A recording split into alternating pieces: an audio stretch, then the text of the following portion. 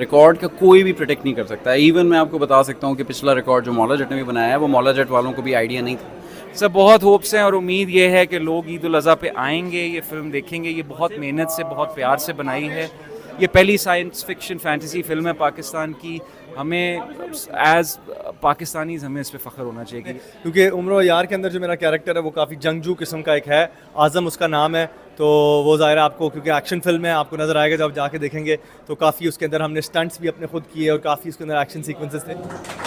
Welcome हो गया जी उम्र यार की खास का।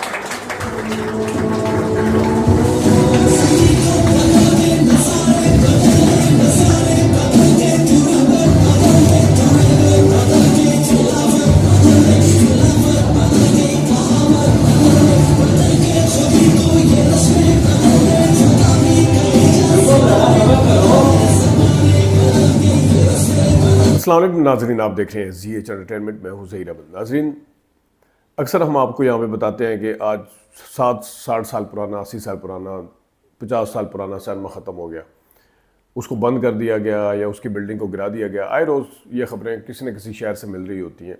उस दिन भी हमने आपको मारवी सिनेमा का बताया, जो कि दादू वाली साइड पर हैदराबाद से आगे। लेकिन आज हम आपको पिंडी के एक ऐसे सिनेमा की बारे में बताएंगे जो बंद हो रहा है मुकम्मल तौर पर, और जिसका इफ्तिताह जो है 2018 में हुआ था। और जिस वक्त इस सिनेमा पे कोई नहीं आता था, इस सिनेमा को बंद नहीं किया गया। लेकिन जब लोगों ने इस सिनेमा पे आना शुरू कर दिया, इसको क्यों बंद किया जा रहा है मुझे नहीं पता, लेकिन इसको बंद किया जा रहा है। अब ये सिनेमा जिसका नाम ओडियन सैनिप्लेक्स है, ये मल्टी स्क्रीन यानी 2 स्क्रीन सिनेमा, और इसकी कुल जो सीट्स थी वो दोनों सिनेमों की मिला के, एक ब्लू लाउंज था और एक रेड लाउंज।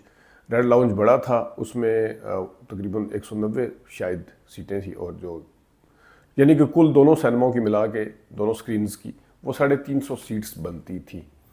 तो ये सिनेमा हमें सोर्सेज ने बताया है कि ये बंद हो रहा है। अभी मतलब है, अभी तक ये बंद था, लेकिन इसके अंदर से कोई शिफ्टिंग वगैरह नहीं हुई थी। अब ये प्रॉपर इसको यहाँ से ख़त्म किया जा रहा है।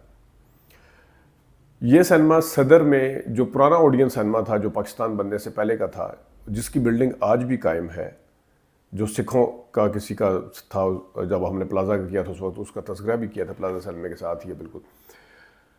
ये बिल्कुल उसके अपोजिट साइड पे एक टावर बना था, उस टावर के अंदर ये सिनेमा था। और इसको बनाया गया, इसको 2018 में जब लॉन्च किया गया तो लोग बड़े खुश हुए। इफ्तिताह किया गया जब इसका, तो इसकी इनॉग्रेशन पे काफ़ी कवरेज भी हुई थी। फिर लोगों ने इसका जो जिना पार्क के अंदर 5 स्क्रीन सिनेमे हैं जिनका इफ्तिताह 2006 या 7 में हुआ था, उसके मुकाबले में 2018 के इफ्तिताह होने वाले इस सिनेमे की जो साउंड सिस्टम थी वो सनीपैक्स की स्क्रीन से बहुत बेहतर थी। अगरचे एक स्क्रीन रेड लाउंज वाली बड़ी थी और इसकी जो सीटें थी वो भी बहुत अच्छी थी। इंटीरियर डेकोरेशन बहुत ज़बरदस्त, आपको तस्वीरों में नज़र भी आ रहा होगा, बहुत ज़बरदस्त था। इसके ऊपर हमने बेतहाशा फिल्में देखी, वो बेतहाशा फिल्में देखी।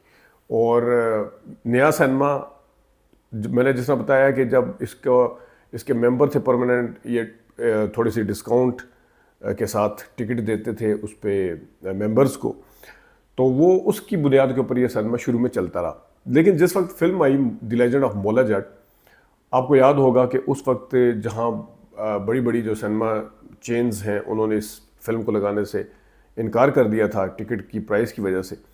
तो 15 दिन तक जो इस फिल्म को, जिस तरह सैनिपैक्स है वो इस पिंडी में, मैं तो उसी का जिक्र करूँगा, सैनिपैक्स पर आना था जो 5 स्क्रीन वाला सिनेमा है जिना पार्क में, वहाँ पे ये film the legend of Maula Jatt नहीं आई थी।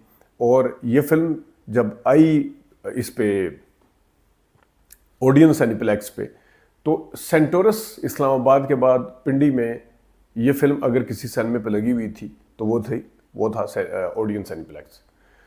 तो यहाँ पे लोगों ने आना शुरू किया उस फिल्म की वजह से। 2022 की बात बता रहा हूँ मैं आपको, और मैंने आपको बिज़नेस भी बताया था। इस छोटे से सिनेमा ने अच्छा खासा बिज़नेस किया, और सिर्फ बिज़नेस नहीं किया बल्कि कई जो सिनेमा गोर्स हैं या ऑडियंस जो फिल्म के शायकीन हैं, उनकी नज़र में इस सिनेमा का पहली दफ़ा तारफ़ हुआ।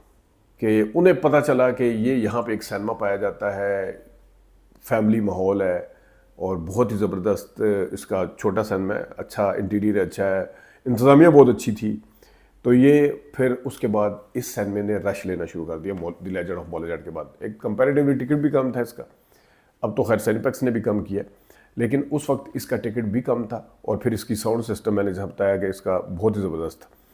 तो ये उस वक्त फिर इसके ऊपर लोगों ने आना शुरू किया, फिर कुछ फिल्मों के प्रीमियर वगैरह भी हुए। अगरचे मैंने फ़िल्म कभी किसी प्रीमियर में जाके देखी नहीं, लेकिन मैंने इस तरह की अपॉर्चुनिटीज़ थी जब फिल्म का प्रीमियर नहीं चला था, बल्कि वहाँ पे फिल्म की कास्ट आई थी, उसमें मैं गया भी था। तो कुछ आपको रिफ्रेशर के तौर पे सिनेमा के अंदर का माहौल दिखाने के लिए या सिनेमा दिखाने के लिए भी कुछ तो आपने तस्वीरों में देख लिया, आपको दिखा देते हैं।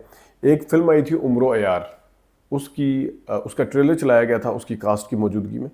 वहाँ पे उम्रो अयार का जो टाइटल रोल उस्मान मुख्तार ने प्ले किया था वो भी आए थे। तो उस्मान मुख्तार का मैंने एक छोटा सा इंटरव्यू भी किया था, सिर्फ आपको रिफ्रेशर के लिए, आपको वैसे भी याद होगा कि उसी जगह खड़े होकर ये किया था जहाँ ओडियन सिनेमा के अंदर। देखिएगा ज़रा। सब पाकिस्तानियों के लिए बहुत बड़ी बात है, हम सबको इस पे फख्र करना चाहिए कि हम लोग भी अब ऐसी फिल्में बना रहे हैं। और अब इस तरह की और फिल्में आपको पता है कैसे बनेंगी, जब आप लोग आएंगे और ये फिल्म देखेंगे और प्रोड्यूसर्स को लगेगा कि इस तरह की फिल्में आप लोग देखना चाहते हैं, तभी इस तरह की और फिल्में बनेंगी। नहीं, लेकिन he did an amazing job. Everybody who took part in this project did an amazing job, and I think वो आपको स्क्रीन पर नजर आ रहा है कि लोग ईद उल अज़हा पे आएंगे, ये फिल्म देखेंगे। ये बहुत मेहनत से, बहुत प्यार से बनाई है। ये पहली साइंस फिक्शन फैंटेसी फिल्म है पाकिस्तान की। हमें एज पाकिस्तानीज़ हमें इस पे फ़ख्र होना चाहिए।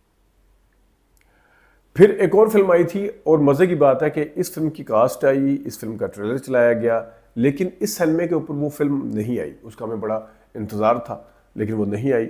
वो अपनी नौयत की कोई अलग सी फिल्म थी। उसकी जो हीरोइन थी वो असल में शीमेल कह सकते हैं आप, थी या जो भी, उसके ऊपर मैं खैर डिटेल में पहले वीडियो बना चुका हूँ। सनक फिल्म एक आई थी, आपको याद होगा, लेकिन सनक फिल्म ओडियन पे आई नहीं। इसका ट्रेलर को प्ले किया गया था, उस दिन हम वहाँ पे गए थे और वहाँ पे भी हमने उसकी कुछ कास्ट से बात की थी, कुछ किरदारों से बात की थी, वो भी देखिएगा ज़रा। देखिए, ये कोई ऐसी बात नहीं है जो ढकी छुपी हो। सबको पता है क्या प्रॉब्लम्स होते हैं, पॉवर्टी होती है, एजुकेशन होती है, उसके साथ साथ फैमिली डिसऑन कर देती है। आप लोग आराम से इनको बेगिंग करते हुए नजर आते हैं, ये आप लोगों को शादियों पे डांस करते नजर आते हैं जस्ट टू फीड देमसेल्फ, अपना पेट पालने के लिए।